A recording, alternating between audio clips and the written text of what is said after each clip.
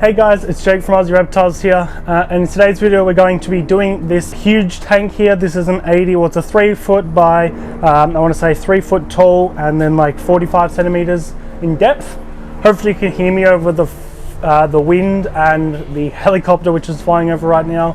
I do have a microphone in, so hopefully that helps.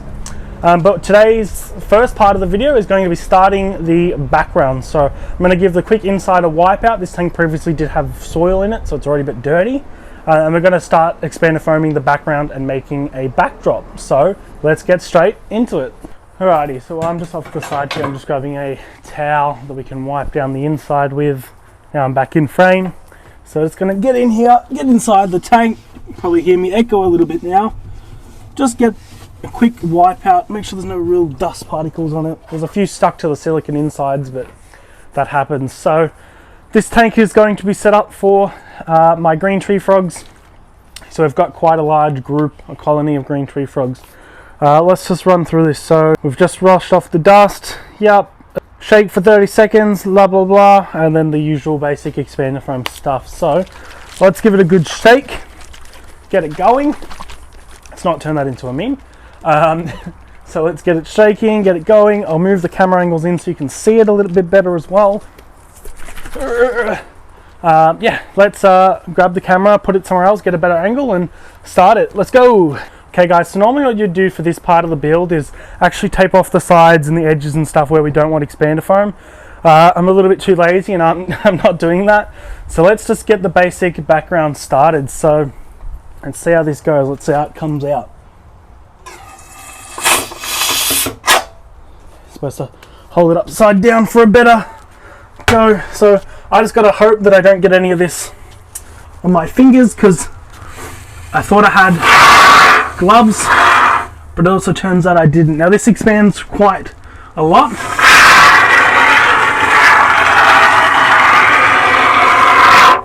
Okay, that's going to be quite noisy, so what I'm going to do is I'm going to time lapse the rest of this part. Now I should also mention that you do want to do this outside. This does put off some fumes, which certainly aren't good for you. So either if you're doing it inside, make sure you've either got a fan going or you have some face protection, a mask or so on. So I'm doing this outside, so it's okay.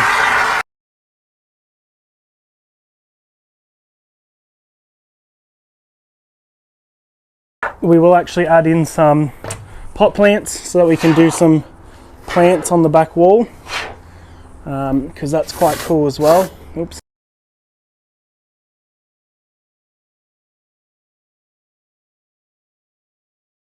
So what we're going to do now is actually grab a few pot plants and we're going to expandifoam those in, so let's do that. Okay, now we've got an array of different size pot plants.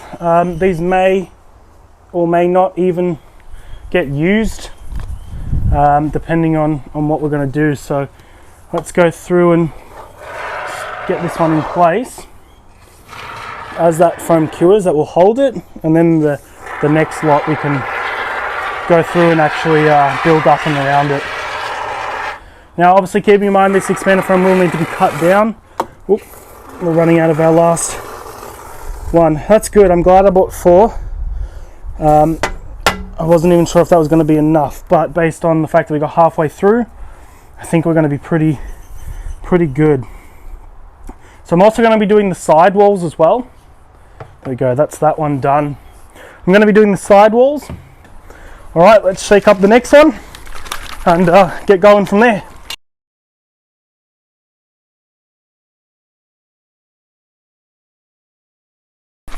Now what we're going to do as well is when we've finished all the expandifoam background, we'll obviously be carving it to fit the shapes of rocks, or to make it look like rocks I should say, and we'll also be then painting it or covering it with a pond sealant in the sandstone color, so it's actually going to give it a rock look and a rock color as well.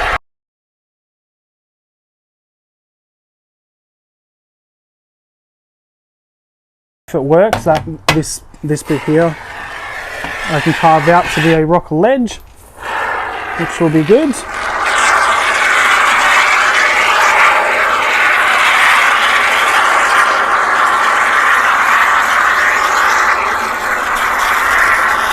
Now I'm going to stop just there because by the time this all expands, that will actually fill up to the top. Now let's build another couple ledges here, there and there. See if it works. I'm about to use the rest of this can. Alright, that's another can done and dusted. Let's just add another little pot down here. Okay, so we've got all the foam in. That's the back wall done. I'm definitely going to need a couple extra cans. The two did that part, no problems. That's great. As that expands, I'm going to add some bit more to make build up ledges, so I can build a couple ledges for the frogs to sit on. Because they're quite heavy-bodied frogs, I'm not going to be able to use plants as such. So a real big part of it's going to be making ledges in the background. The sides are also going to be covered, as I said, so they're going to have good ledges on them as well. This ledge is not expanded very well, so we'll have a look at it once the foam's cured and once it expands a bit more.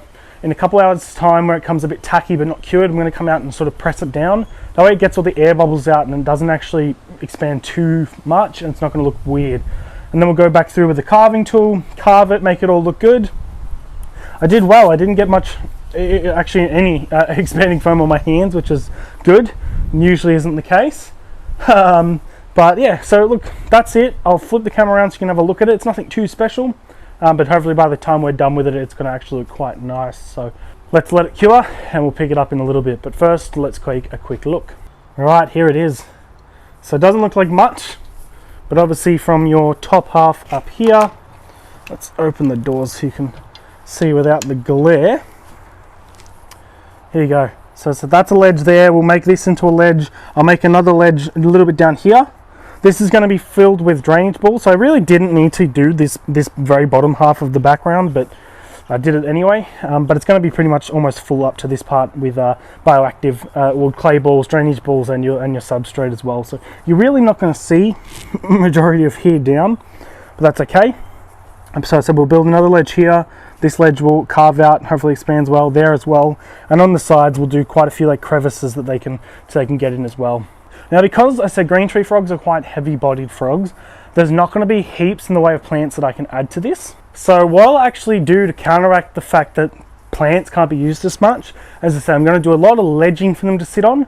I'll do some branches and stuff, but I think I'm going to try to mimic a little bit more of the semi-outback area, more desertly or bushlands of Queensland and so on. I've seen green tree frogs out in Maryborough. I've seen them out in the outback in Alice Springs and so on.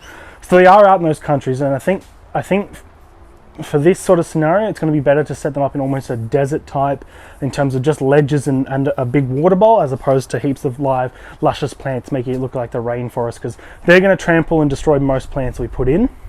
So we'll do some in the pot plant holders, and then we'll do some on the ground as well, so the coverage. We'll still do leaf litter and all of that and make it all bioactive, but we're gonna have to choose our plants a little bit more selectively and do a little bit more thought into that. So let's wait for the foam to cure, and we'll start the next part probably in the next following couple days. This is going to be a week long to a couple weeks, if that, process for this video, so hopefully you guys do enjoy it, but I'll see you guys once the background is cured.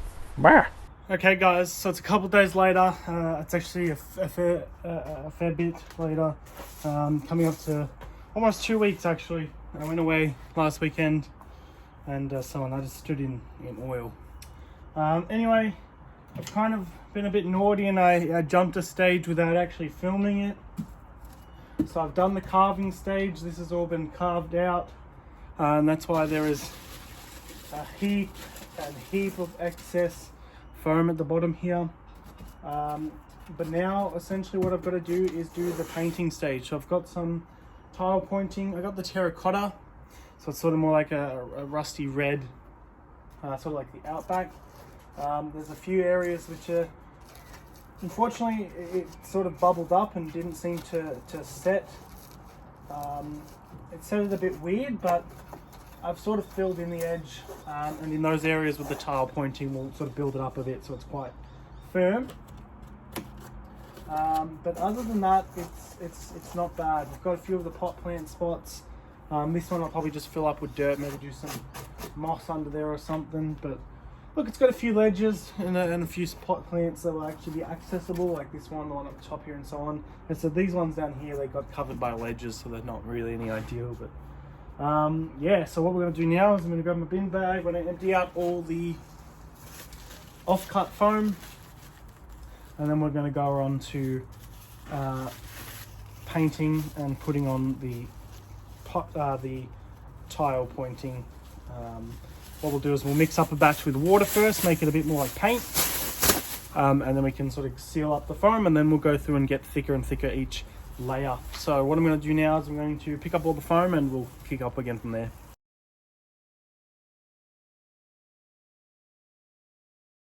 Okay, for the most part they already have majority of our foam out, so what we're going to do now is open up the Dunlop tile pointing terracotta, put it into the bucket there, stir it in, mix it with some water, and paint our first coat on. So let's jump straight into it. What I will actually say quickly is a lot of people normally will tape off the sides. I'm a bit lazy and can't be bothered, so we're just gonna jump straight into it. So let's mix up the tile pointing and get it going. Okay, now that you've got your mix made up, just start applying it. So apply it evenly, apply it well. Either way, it's good to get it going. So let's jump straight into it.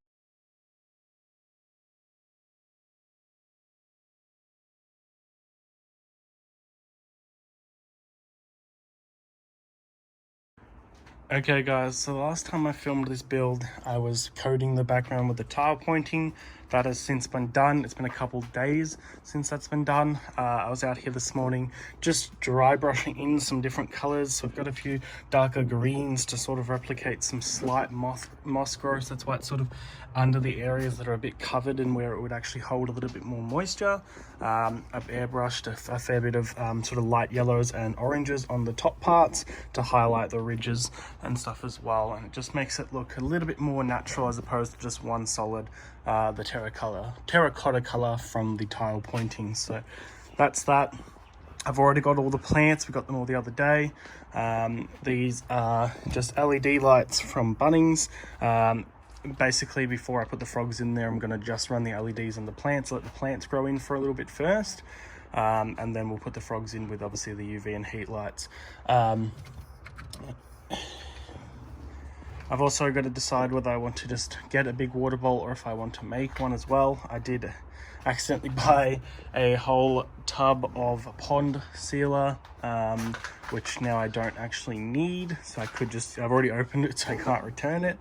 But I could potentially use that to sort of make a bowl, a big water bowl out of the foam, expander foam, and then seal it with the pond sealer and go over it with the tile pointing as well to sort of make it look all sort of one piece and make it flow through the theme.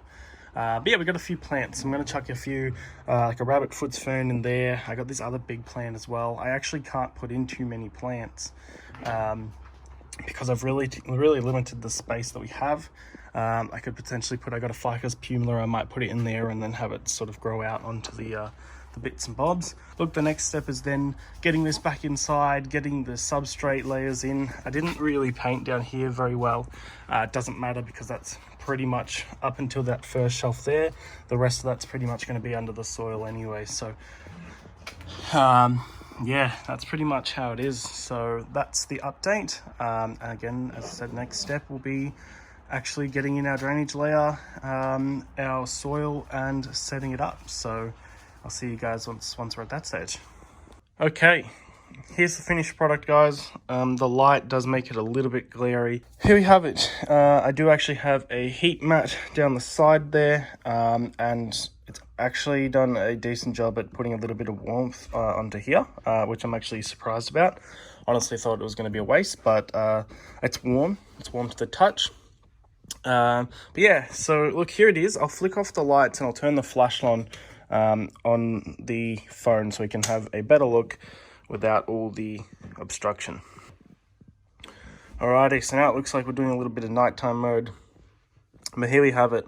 So there's 2, 3, 4, 5-1, I cannot actually find. I assume it's probably hidden itself in behind the plants. There's a nice ledge hidden up under here, which is a good one to access, but either that or it's down in the log. Yep, there we go. He's down in the log. So, as I said, this was sort of more mimicking, obviously green tree frogs, they have a very vast range. They're anywhere from Queensland, Cairns, up to Darwin, up to even in Central Australia. We witnessed some green tree frogs there. And that was sort of the inspiration to this. They're a really heavy-bodied frog, so unfortunately a lot of plants will just absolutely get destroyed. I had some big Monsterias and stuff that I was going to put in here, but again, they land on the leaves, it's just going to snap the branches. So I went with this thing. Don't actually know what the name of it was, but this was a really nice plant here. Obviously a Ficus pumila. I've put that in that small pot plant in the corner. Hopefully it sort of grows out and sort of attaches a little bit to the ledges. I'm going to rabbit's foot fern in the back corner there too, and a pothos, and then another yellow pothos in that small pot plant up there. At least the pothos, that's a pretty hardy plant. They've got pretty strong leaves as well. So if the frogs do destroy it, it should be bounced back. It's just pinned in the back there, so hopefully again that will grow and sort of cover the back a little bit, but that's it.